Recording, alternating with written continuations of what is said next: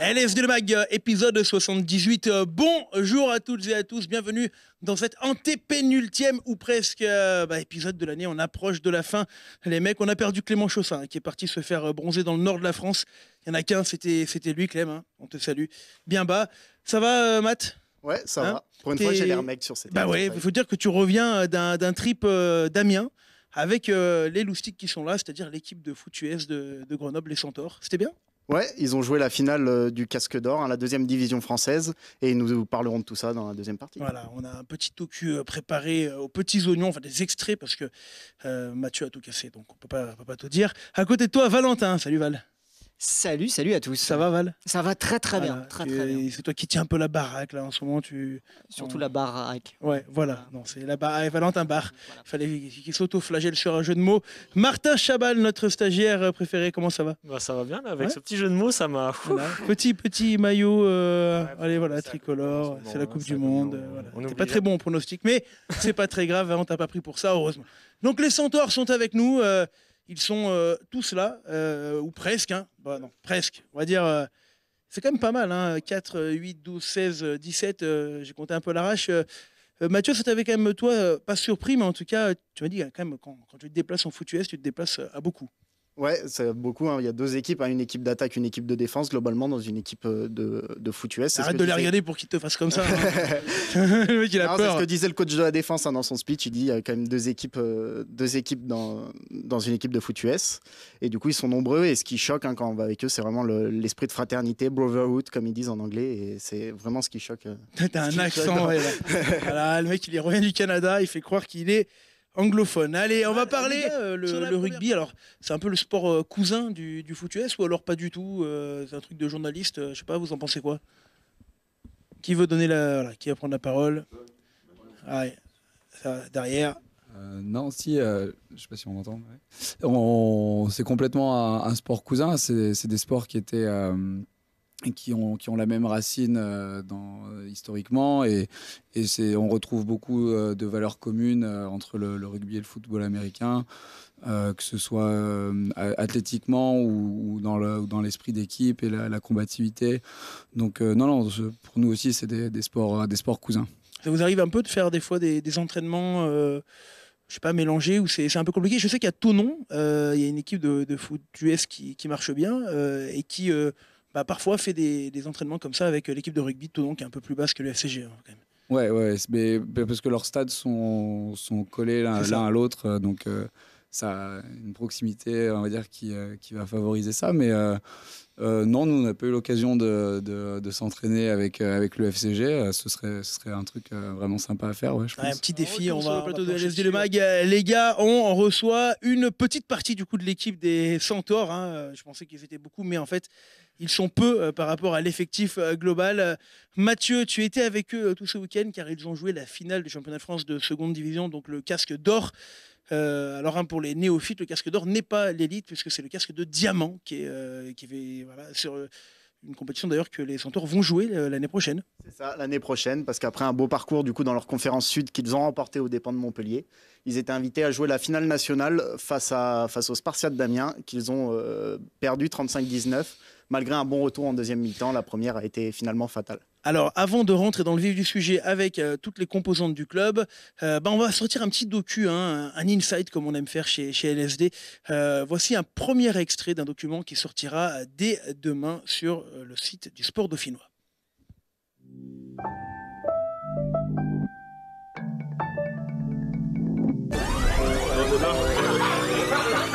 McDo, c'est bon pour la santé. Très important pour la circulation sanguine. You're starting to get your mind into what this day is, okay? And this is the day where we fulfill our destiny and lift that trophy, okay? Voilà, c'est très court, hein, c'est frustrant, c'est des extraits, c'est juste fait pour faire monter la pression. Les gars, alors je ne sais pas qui veut parler peut-être en premier, alors j'ai peut-être le président là-bas dans le coin qui peut peut-être déjà ouvrir globalement sur le sujet. Le foot US à Grenoble, il y a une histoire déjà. Oui, je crois, on peut dire ça. Ça fait 33 ans maintenant que ce sport existe à Grenoble. Donc c'était probablement une folie à l'époque pour les quelques passionnés qui ont commencé ce sport. Aujourd'hui, je crois qu'on a construit quand même une structure qui est solide, qui veut performer, qui arrive à produire un bon spectacle et attirer un peu de monde. Donc voilà, aussi bien en termes de pratiquants qu'en termes de public, lorsqu'on a l'occasion de... Alors culturellement, le football américain, la France n'est pas un des pays majeurs du... Enfin, et encore... Non, mais... ça reste quand même un des pays qui en pratique, mais on est encore à des années-lumière de ce qui se fait dans le monde pro, notamment aux États-Unis. Ça, c'est vrai pour tous les autres pays du monde. Ouais, c'est ça en fait. Peut-être le Canada, à l'exception du Canada, qui a son propre football, quelques variantes du football américain, mais ils font partie des créateurs de ce sport au 19e siècle. Les Mexicains qui sont pas mal parce qu'ils le pratiquent en université comme les Américains. Au Japon, ils sont aussi pas mal parce que de la même manière, ils le pratiquent en université. Après, tous les autres pays qui le pratiquent dans le civil, puisque quasiment nulle part ailleurs, il y a un système de sport scolaire comme il existe outre-Atlantique. Il y a du chemin à faire. Après, il y a des pays qui sont très en avance, comme l'Allemagne, l'Autriche, les pays nordiques, en particulier la Finlande, la Suède. Les Pays-Bas aussi et l'Angleterre où là ça a été un peu mieux par le passé puis c'est en train de revenir très fort également. Les pays de l'Est sont en fort développement, l'Asie ça se développe même au Maghreb, c'est vraiment une expansion mondiale qui commence vraiment à se développer Brésil, maintenant. Il sort un petit peu de son cercle américain. Fondamentalement, alors voilà, les néophytes, ceux qui suivent le grand public qui ne connaît pas très très bien, tout à l'heure je faisais le rapport avec le rugby, pourquoi ? Parce que c'est des gaillards qui jouent avec un ballon qui est à peu près ovale et qui de temps en temps tapent dedans avec le pied. Globalement, pour ceux qui connaissent le rugby chez nous, qu'est-ce qui différencie le football américain du rugby ? Alors il y a beaucoup de choses qui les rassemblent, qui a la même origine. Ah, c'est un téléphone, alors... Voilà, et en plus comme c'est le mien, non si c'est le mien, voilà, on peut l'arrêter. Je vais m'auto-blâmer, du coup je mettrai moi-même 2 € dans la caisse des téléphones. Président, je t'en prie. Non, alors oui, y a pas de souci. Donc oui, il y a beaucoup de choses en commun. D'abord, effectivement, on a la même origine que le rugby à 13, que le football australien, que le football gaélique peut-être moins, mais tous ces sports ont à peu près la même origine. Et c'est du contact. À un moment donné, on s'est séparés entre les gens qui font du soccer, du football association, soccer, qui, eux, jouent partout sur le terrain, et ceux qui jouent de part et d'autre d'une ligne de front, d'une ligne de mêlée. Et nous, on fait partie de ces sports-là qui jouent de part et d'autre d'une ligne de mêlée. À la différence du rugby, effectivement, nous, on se remet en position à chaque fois, un peu comme on le fait au tennis ou au volleyball. Voilà. Mathieu ? Tu disais que c'était d'origine américaine. Est-ce que vous, les joueurs, vous arrivez par là avec cette culture américaine que vous aimez, genre le rap, le basket ou des trucs comme ça, ou vous arrivez par là par passion du sport plus ? Alors Patrick. C'est plutôt ça, ouais. Quand j'étais gamin, je faisais du soccer et j'étais beaucoup proche de la culture américaine. Et quand j'ai découvert ce sport, j'ai directement tombé dedans et depuis... ouais. Mais c'est depuis tout petit, j'ai toujours regardé le Super Bowl et tout, ça. C'est toujours passé comme ça. Alors pendant qu'on passe des photos également des Centaures, puisque outre leur propre photographe, on a également Philippe Crouzet et Laurent Lardière qui étaient de temps en temps cette année pour immortaliser les moments. J'ai une question pour le coach. Alors on va passer avec le traducteur derrière et puis un micro pour le coach, pour le traducteur. Coach, vous êtes Canadien ? Oui. Quand au Canada on vous dit qu'il faut venir en France pour entraîner une équipe de football américain, quelle est votre première réaction? What was your first reaction when you've been asked to come over in France to coach football? I thought it was a great opportunity for me to experience football from another culture and another country. I wasn't really all that familiar with football in France at the time, but certainly learned a lot about it and prior to agreeing to come, and have fully enjoyed my time since I've been here. Donc c'est plutôt positif. Oui. J'ai résumé, voilà. C'est ça. Non, mais globalement, est-ce que tu peux nous traduire un petit peu ce qu'a voulu dire le coach? Oui, donc au début, c'est ça, il était très, très emballé, très excité à l'idée de découvrir ce sport qu'il connaissait donc dans une autre culture, dans un autre pays. Et après, ça a été un peu long, je me souviens plus. Il avait Vas-y, Valentin. Non, voilà, il était donc effectivement il a eu une très belle opportunité de venir ici en France, un pays qu'il ne connaissait pas, notamment la culture aussi du foot US en France qu'il ne connaissait pas. Mais voilà, apparemment, il a apprécié son temps passé ici depuis qu'il est arrivé. D'autant plus que il a dit tout ça, il a dit d'autant plus oui. machin. Non mais là j'aimerais rebondir, c'est que il faut savoir que les Centaures, pour conserver leur coach à l'été dernier, ont organisé une quête pour que sa famille puisse venir en France. La saison, elle a certainement commencé là, président. Quel talent. Oui, tout à fait. C'est vrai qu'on a, pour compléter le budget, puisqu'on avait quand même mis quelques moyens dans l'histoire, mais on a lancé un crowdfunding et c'est Alexis Barbotin, notre responsable communication, qui a piloté l'opération, qui a eu un grand succès. On a récolté plus qu'on ne comptait. Mais effectivement, parce que notre communauté, d'une part, et puis bien sûr par cercle concentrique autour de notre communauté, les gens ont conscience qu'en faisant venir David pour du long terme, d'abord le fait de faire venir sa famille, il a quand même 5 enfants, c'est pas rien. D'avoir une situation régulière dans notre sport, c'est pas toujours le cas, c'est souvent un peu de tourisme sportif, on va dire, plus qu'autre chose. C'était une base, un fondement vraiment d'un vrai projet à long terme pour atteindre une excellence sportive. Bon, allez, voilà, et donc oui. Non, oui, donc, je t'en prie, ça a du succès. En tout cas, c'est une belle histoire, Valentin, tu fais bien de rebondir dessus. Deuxième extrait de ce documentaire LSD Inside les Centaures de Grenoble qui paraîtra demain sur le sport dauphinois. Opinion, the north of France is the pinnacle of football in the country of France. Football starts and ends in the north of France. And the south of France has no business even coming up here to even attempt to play a match with these guys. So my mindset today is I want to put 100 points on these players. I want to make it happen.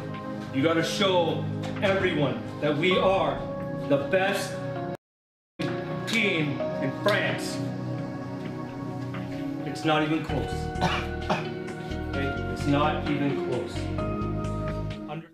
Alors, Matt, c'est sûr que quand on revoit les images, le coach il dit on va leur mettre 100 points alors qu'on va perdre derrière. Bon, mais du coup on a eu ce débat à la rédac ce matin. On s'est dit en fait on va pas dire le contraire. On est dans un discours d'avant-match, culture en plus, alors pas américaine mais même canadienne où voilà on va aller chercher quand même à sublimer les mecs.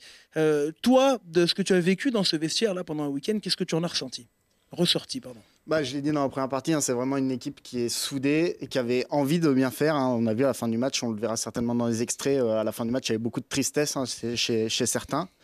Et c'était vraiment cette envie, cette volonté d'aller chercher ce titre. Et on a utilisé des mots crus pour le faire, comme on l'a vu. Alors, du côté des joueurs, on va aller un peu sur cette finale. Là, je ne sais pas qui veut aborder Patrick ou à côté. Voilà. Tu peux nous le présenter peut-être ton... Kefil. Cornerback. Voilà. Des Centaures. Alors du coup, Kefil, une finale, on la joue pour la gagner. Celle-là, elle a été perdue. Est-ce qu'en face, c'était vraiment très très fort? Qui plus est, vous aviez le désavantage de jouer chez eux, avec un long déplacement dans les pattes. Oui, déjà dans un premier temps, ce que j'aimerais dire, c'est qu'une saison foot américain, c'est long. On commence à se préparer en septembre. Les matchs commencent en janvier, préparation physique, la préparation mentale, beaucoup de préparation tant tactiquement que techniquement, que physiquement, qui fait que déjà 10 matchs c'est très compliqué à faire en tant que joueur, sans se blesser, sans avoir de petits pépins. Et ensuite, savoir qu'on monte dans le nord, rencontrer une équipe amiénoise qui n'avait jamais perdu à domicile, qui avait perdu qu'un seul match à l'extérieur contre une équipe qui l'a battu après, ça mettait déjà un peu la pression. Mais après bon, vu qu'on monte sur un match, on ne veut pas perdre. On était monté à bloc, on était à fond, on veut y aller pour gagner. Voilà. Donc on arrive là-bas et qu'on joue les premiers jeux, qu'on voit que on tient quand même les premières minutes du match, ça donne de la motivation. Et quand d'un coup on On voit que voilà, au niveau physiquement, on tenait pas. Franchement, qu'on se le dise. Il y a vraiment à ce niveau-là que ça s'est joué sur le physique la finale. Je pense, personnellement, qu'au début, c'est ce qui nous a un peu fatigués parce qu'au niveau de leur jeu, on connaissait tout. On avait tout vu à l'entraînement. Pendant 2 semaines, on y travaillait. On connaissait toute leur tactique par cœur. Vraiment, au niveau du jeu, ils n'avaient aucun secret pour nous. Jusqu'au niveau des plaquages ratés, au niveau des petits trucs qu'on laissait filer parce que justement, ils étaient plus costauds et qui nous bousculaient. Qui a fait qu'ils nous ont eu à l'usure. Et qu'en défense, on n'a pas pu tenir plus longtemps. Mathieu ? Tu as parlé beaucoup de ta tactique là, dans ce que tu viens de dire. C'est vrai que c'est quelque chose qui étonne un peu dans votre sport. C'est un des rares sports où vous avez presque des devoirs à la maison. Vous devez apprendre le playbook, regarder les vidéos de l'adversaire qui sont mises en ligne par le coach pour vous montrer tel ou tel aspect. C'est vraiment quelque chose de particulier dans votre sport. Est-ce que c'est ça qui explique le surplus d'émotions qu'il y a à la fin d'un match? Tu allais dire qu'ils étaient tous intelligents. Déjà qu'on peut pas aller sur un terrain de football américain sans savoir ce qu'on fait avant. Voilà. Et c'est encore mieux d'aller sur un terrain de football américain si on sait à peu près ce que l'adversaire va faire et en quelle situation il va le faire. Donc voilà, quand on part du principe que l'équipe est préparée tactiquement pour nous et qu'on est préparé tactiquement pour elle, faudra préalablement justement s'ajuster à ça pour pouvoir justement donner le meilleur du jeu qu'on peut produire, pour pouvoir les surprendre et de ce fait-là gagner le match. Et donc oui, t'as beaucoup raison, on a beaucoup de trucs à faire à la maison au niveau d'apprendre le playbook, au niveau de regarder les vidéos. Justement parce on vous a vu dans le bus notamment, beaucoup de joueurs regardent les vidéos, c'est un gros travail. Président, on a parlé de la différence nord-sud, elle est importante. Il y a culturellement dans notre pays, c'est coupé en deux. Oui, enfin, c'est comme ça que ça s'est développé, mais c'était aussi pour des raisons économiques. Les déplacements sont un peu plus courts, donc ça s'est cultivé. C'est une rivalité qui s'est cultivée au fil du temps. Et puis le football américain est né en région parisienne. En fait, à l'origine, c'était un débat qui était plutôt Paris-Province. Et en fait, il s'est par extension, c'est-à-dire qu'un Amiénois se considère un peu plus parisien qu'un Grenoblois, forcément. Et donc ça s'est généralisé sur le Nord-Sud. Alors Grenoble-Amiens, en plus, c'est un des duels de l'histoire du hockey français, puisqu'il y a eu un nombre de finales incalculables entre les BDL et les Amiénois. On va enchaîner avec un 3e extrait du documentaire qui sortira, je vous le rappelle, demain sur le sport dauphinois. I'm angry.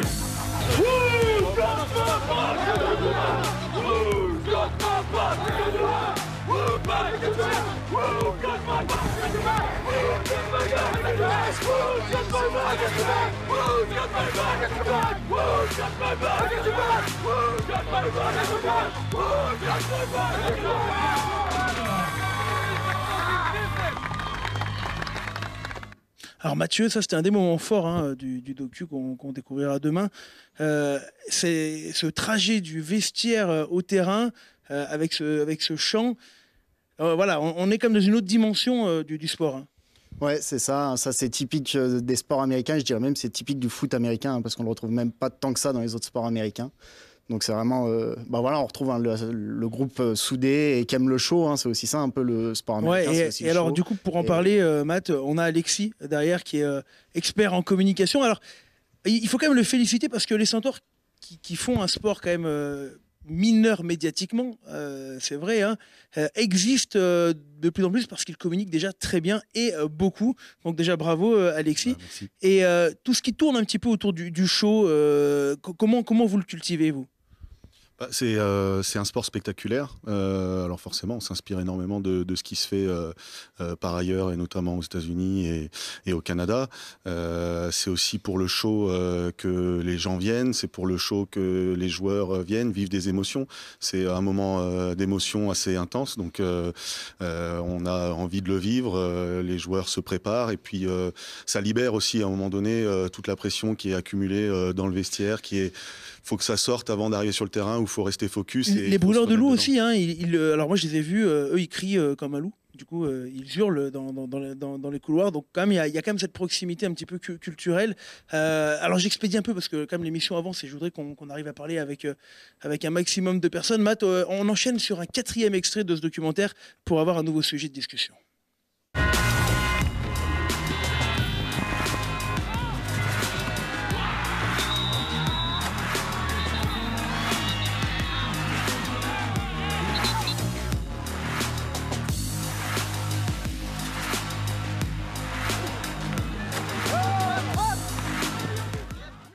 Alors là, on a vu sur ces images, Matt, hein, de malheureusement la défaite en finale, qu'il y a eu un touchdown qui a été effectué par l'équipe de Grenoble, qui n'a pas été accordé par l'arbitre. Alors, il faut être honnête, un grand public, il ne le voit pas. Puis en plus, sur la vidéo, on ne voit pas la faute au départ. Mais on a quand même le marqueur derrière, Benjamin, qui est là, ça va? Oui, ça va, toi? Voilà, des grosses... Merci, ça va. Mais il est poli pour une fois, tu vois, c'est bien la première fois. Une grosse déception quand même de ne pas se le voir accorder, surtout à un moment du match où il y avait encore à jouer, quoi.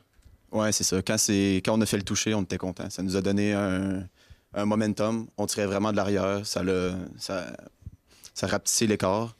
Mais quand on a vu la punition, ça a été un dur coup. Parce qu'après, on a été obligé de dégager. Ils ont repris le ballon, ils ont refait des points. Ouais, Matt. Tu veux une traduction du québécois? Non, ça va, c'est rare. On a l'habitude avec... Alors, quand même, on te voit quand même sauter de joie. Tu vois pas tout de suite que le touchdown n'est pas accordé? Mais non, moi, je fais juste voir le ballon qui est dans les airs, je l'attrape. Puis quand je descends, je sais que je l'ai dans les mains, je suis dans le toucher, j'ai fait 6 points. Là, quand on se retourne, on voit le foulard jaune. On sait qu'on vient de perdre 6 points, qu'on va peut-être pas refaire. La faute y était ou pas, Mathieu? Ah, j'ai pas vu. Très honnêtement, j'ai vu le catch. Les gars, honnêtement, est-ce qu'il y avait faute? Oui, Patrick, oui, oui. il y avait une pénalité. Il y avait. Voilà, qui n'a pas forcément beaucoup d'incidence sur le jeu. Alors, sans trop de regrets. Alors, tiens, on enchaîne encore avec un nouvel extrait où on va voir quand même l'émotion de la fin de match, qui est également l'émotion de la fin de la saison. 1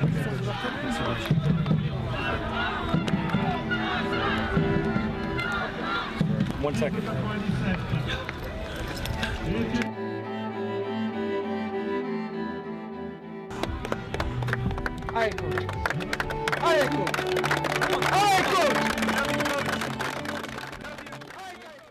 Alors là, on voit deux choses qui sont marquantes. La première, c'est que tous les joueurs, les uns après les autres, viennent serrer la main du coach. Les gars, Mathieu, ça, on aimerait le voir de partout, en fait. Ah, c'est un respect du coach qui est immense, on le sent de manière depuis le premier jour. Et je dis respect du coach, je devrais dire respect des coachs. Il y a plusieurs joueurs, quand les coachs leur adressent la parole, que ce soit David ou l'un des 4 autres coachs, ils répondent par oui coach ou oui coach. Du coup, c'est vraiment un respect qu'on ne trouve pas trop ailleurs. Enfin, il y a un respect partout, mais là, il est vraiment poussé à son paroxysme. Et alors, du coup, on va vous repasser la parole. Tiens, si tu peux redonner un micro. À la fin du match, on vous a senti très ému. C'est le groupe entier qui vous a même applaudi. Pour vous, coach, j'imagine que c'est vraiment, vraiment marquant. Hein. You know, really emotional at the end of the game. So you want to know if the team